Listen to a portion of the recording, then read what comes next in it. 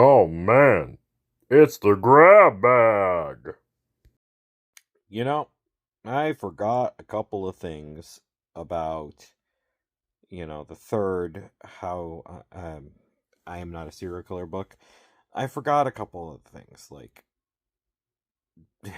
that there was a second serial killer in the town.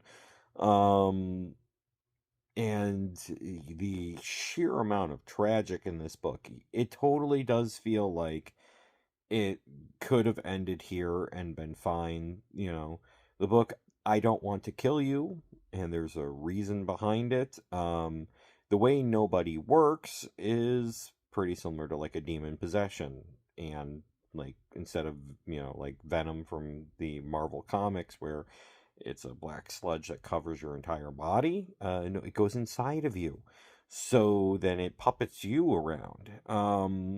And so John's trying to find Namely Nobody these walls, and which figure out what probably her was deal the best is. musical, And like so musically, of the when there's album. all these murders that Although start happening lyrics in were his kind of town a that little are sad. completely new and And different from the ones then from the previous the books, other one, he Falling assumes Forever, that the person where doing all this it's really killing the focus is on her vocals. Nobody. Um, But the handyman Absolutely was incredible, which actually a it whole shows off separate that killer, she's and that whole actually a red herring talented plot singer, point with not that, just which simply took up the majority of the book, like was some pop stars absolutely that are just incredible. simply And hired the based fact on that their John, in the looks. end, when he Dua realized that has the handyman was some not a demon, absolutely could not incredible bring vocal himself to skills. killing him.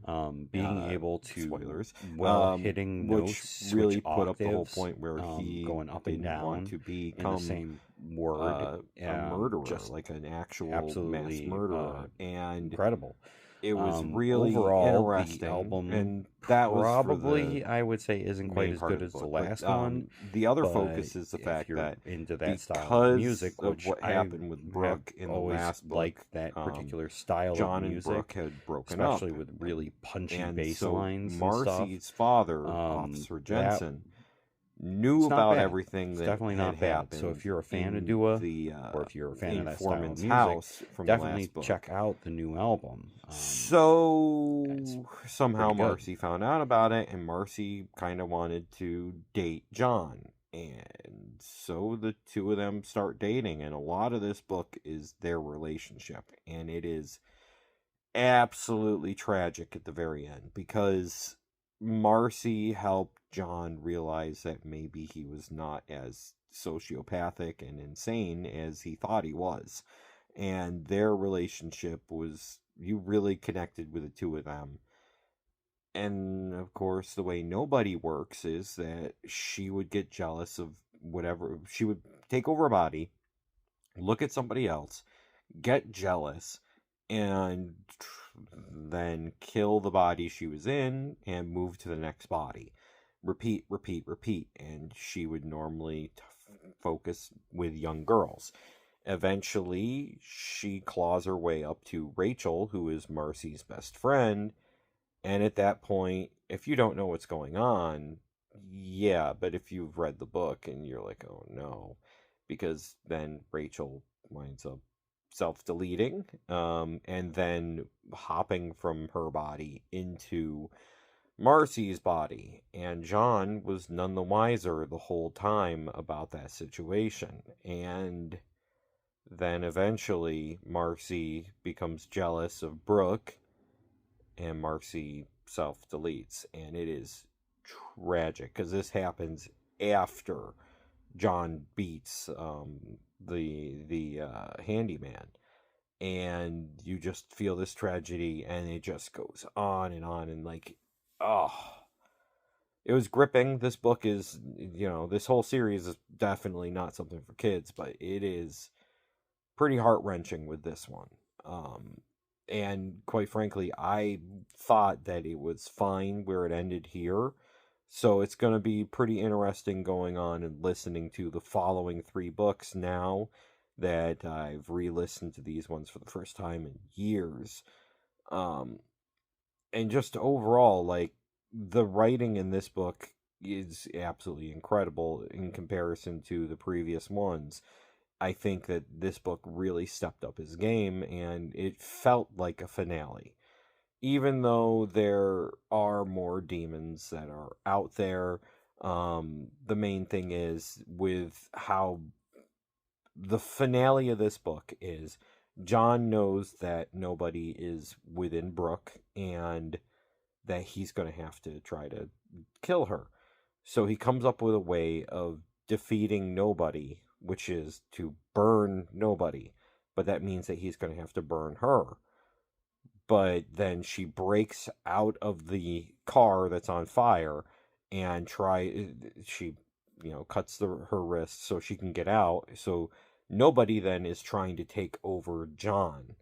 But John's mom comes in, gets the slime monster off of John, and figures out that the only way that they're going to be able to defeat nobody is if one of them sacrifices themselves. Because when nobody first takes over a new host, it takes a whole day before she's in complete control. So John's mother convinces nobody to take her over, and then crawls into the fire and burns herself to kill nobody. At that point, John does what he can to save Brooke and, just slow down the bleeding. They get picked up by paramedics. And at the end, the FBI agent who's been in this book, Osler, straight up confronts John saying, "You managed to kill 3 of these things. And it's taken us years to even track down one." And the amount of time between the 3 books is about 1 year. So the fact is that John was able to find and kill 3 of these demons within 1 year period. Goes to show that he's, kind of got a knack for this. So the book ends with John and Brooke in the hospital. John cuts a deal with the FBI agent because Brooke has all of nobody's memories.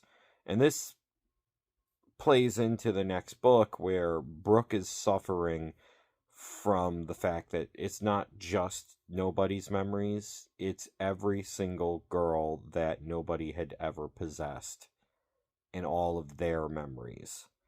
So in the next book, she's switching between personalities and stuff, and it's a very interesting way of taking the series. But again, the way that this book ended felt like it could have been the end of the series, and I would have been completely happy with this being the end of the series.